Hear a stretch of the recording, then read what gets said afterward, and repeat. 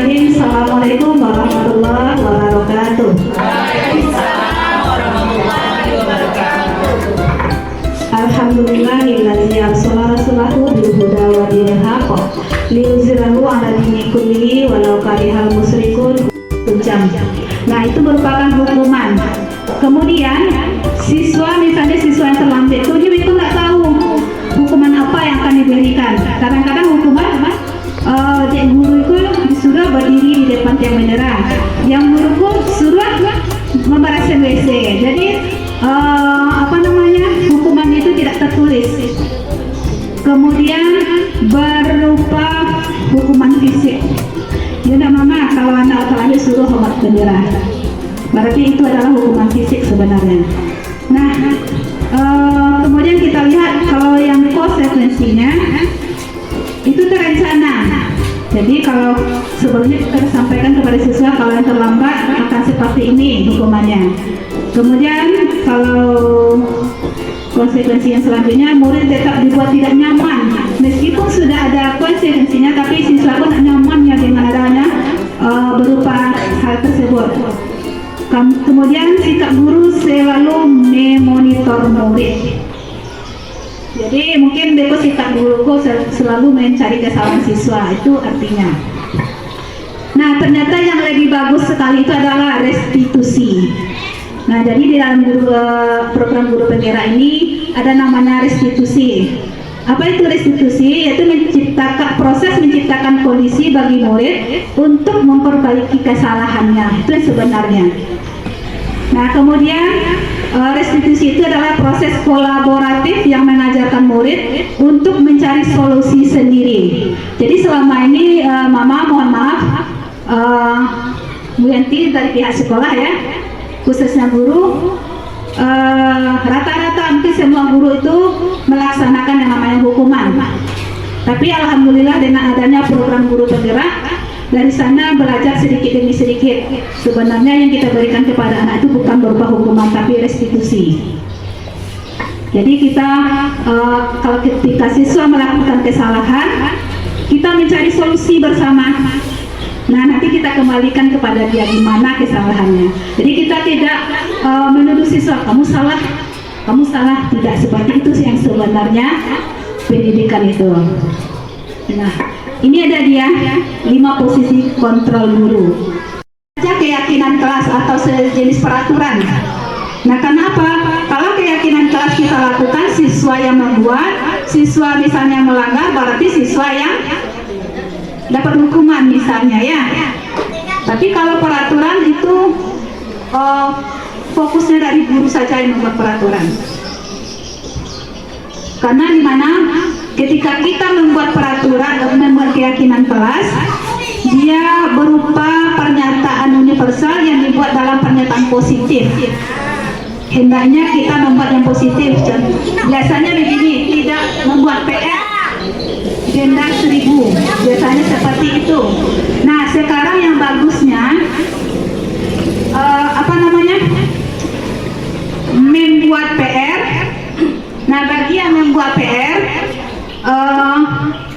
mendapatkan misalnya sejenis reward. Cuma rewardnya begini, harusnya reward itu misalnya kamu hebat. Nah, seperti itu. Kemudian disesuaikan dengan kondisi kelas dan sekolah sehingga mudah diterapkan. Biku tidak mampu untuk siswa kelas 1 terapkan ke siswa kelas 1. Cocoknya di siswa kelas 6. Nah, jadi disesuaikan. Kemudian semua warga sekolah dilibatkan saat membuat keyakinan kelas. Misalnya membuat keyakinan kelas, saudara yang ada itu melaksanakan disiplin positif.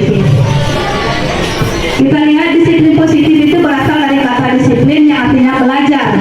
Disiplin mengacu pada disiplin diri yang memiliki tanggung jawab terhadap apa yang dilakukannya berdasarkan nilai-nilai yang diyakininya. Kemudian disiplin positif itu merupakan salah satu cara penerapan disiplin yang bertujuan untuk menumbuhkan kesadaran serta memberdayakan peserta didik tanpa penghargaan atau imbalan, ancaman atau hukuman. Nah, jadi sebenarnya ya Mama ya, siswa itu tidak boleh diberi hukuman. Nah, yang ada itu atau yang baik itu adalah konsekuensi. Nah, Kenapa harus konsekuensi? Karena konsekuensi ini dibuat berdasarkan atau bersama siswa. Tetapi kalau hukuman ini sifatnya itu dari guru datangnya.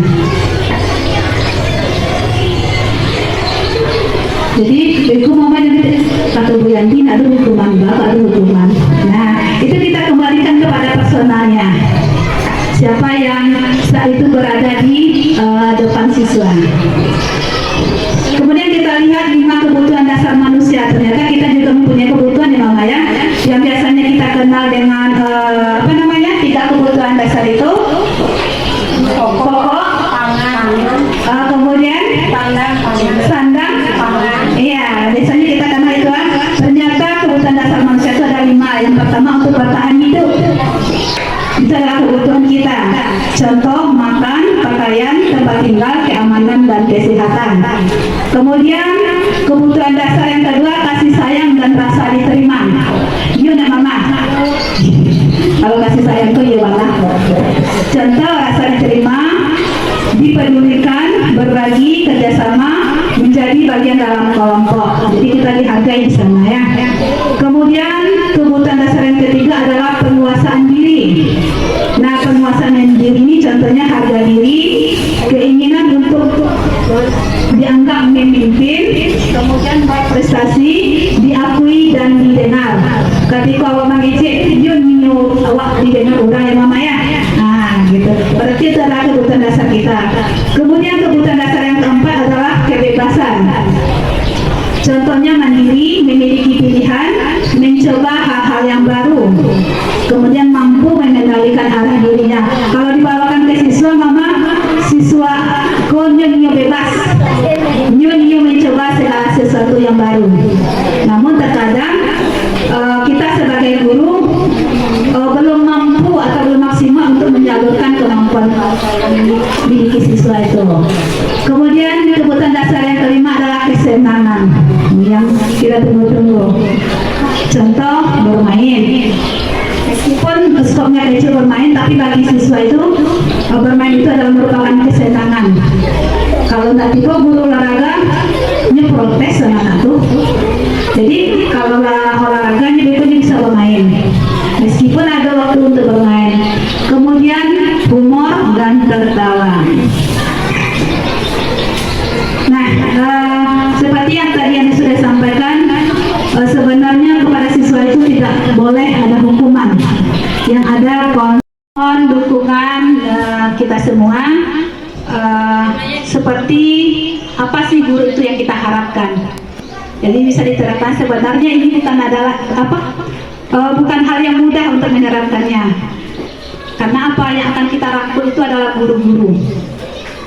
Jadi untuk pertama sekali setidaknya kita menjadi pemimpin pembelajaran di kelas kita itu merubah paradigma cara belajar yang selama ini kita hanya mengejar target, sekarang tidak. Nah, itulah yang merdeka belajar. Bukan berarti kini merdeka belajar boleh di sekolah, bukan seperti itu.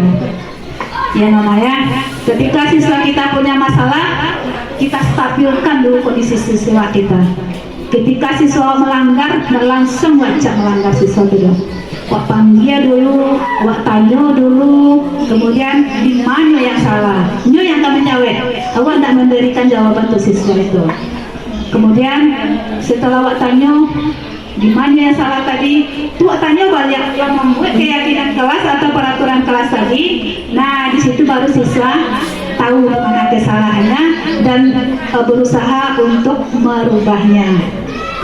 Nah, sekian Mama yang dapat disampaikan. Terima kasih atas waktu dan kesempatannya.